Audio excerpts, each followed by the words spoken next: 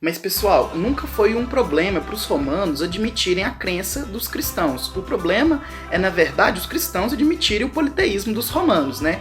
Os romanos, inclusive, acreditavam, né, que o imperador era um deus. E o cristianismo, por ter suas bases alicerçadas principalmente no monoteísmo judeu, eles condenavam essa prática de idolatria ao imperador e ao panteão de deuses que os romanos tinham. Então, exatamente devido a esses conflitos entre cristãos e romanos, os cristãos vão ser muito perseguidos, drasticamente perseguidos. Eles, inclusive, vão ser levados para o Coliseu, vão ser comidos por leões, vão ser queimados publicamente.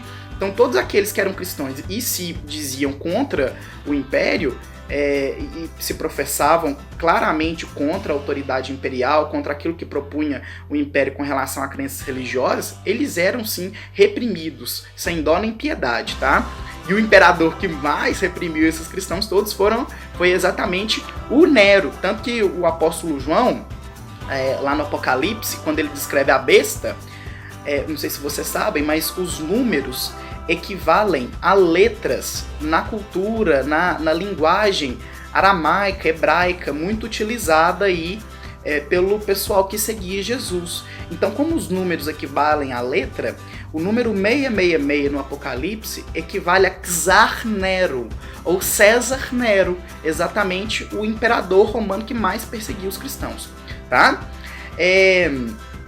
Esse conflito, né, estabelecido entre os romanos e os cristãos e tudo mais, ele só vai ser apaziguado a partir do ano de 313, no século IV, quando Constantino, um dos imperadores romanos, ele se torna cristão e é aprovado o chamado Édito de Milão. E o Édito de Milão, ele previa a aceitação do culto dos cristãos, porque o próprio imperador Constantino se converte ao cristianismo.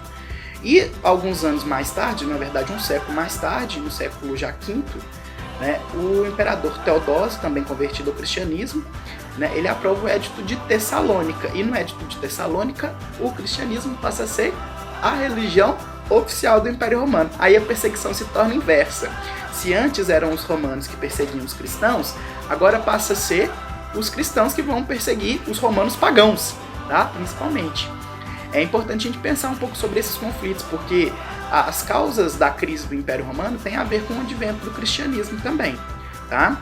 Isso aí a gente vai estudar um pouquinho mais pra frente nas aulas que eu ainda irei gravar. Mas então é importante que vocês saibam isso, como que o Império ele tem sua origem. É importante que vocês saibam que durante a fase imperial a civilização romana desenvolve relativa estabilidade devido à ampliação do critério de cidadania, tá? Devido à política de Pax Romana e devido também à política do pão e circo. Então a Pax Romana, né, a proteção das fronteiras, a ideia de fornecer diversão e alimentação para a população, tudo isso acaba por promover a paz ali nos territórios dominados pelos romanos, tá? Então isso é importante. E o advento do cristianismo é algo que surge na fase da Roma Imperial. O cristianismo era uma religião que professava um único Deus, e isso gerou grandes conflitos com os romanos, que eram pagãos e acreditavam na própria divindade do imperador. E esse era o grande problema, os cristãos não acreditarem na divindade desse imperador. E isso só vai ser resolvido no momento em que esses imperadores se tornam cristãos, tá? Então a gente tem primeiro Constantino, aí com Constantino vem o Édito de Tessalônica, e com Teodósio a gente tem, aliás, com Constantino vem o Édito de Milão, e com Teodósio a gente tem o Édito de Tessalônica. Um édito permite a crença cristã no império e o outro admite o cristianismo como religião oficial, tá? É importante a gente considerar mais algumas coisinhas, viu? Só para encerrar esse vídeo. O cristianismo no Império Romano, ele só é difundido a partir da figura central do apóstolo Paulo, tá? Paulo é responsável por disseminar o cristianismo em várias comunidades, tá? Que existiam aí primeiramente na Palestina, e inclusive Paulo vai ser morto em Roma também pelos imperadores, por ser um dos cabeças aí que pensava o cristianismo em sua fase inicial. É isso aí, galera! Tchau, obrigado!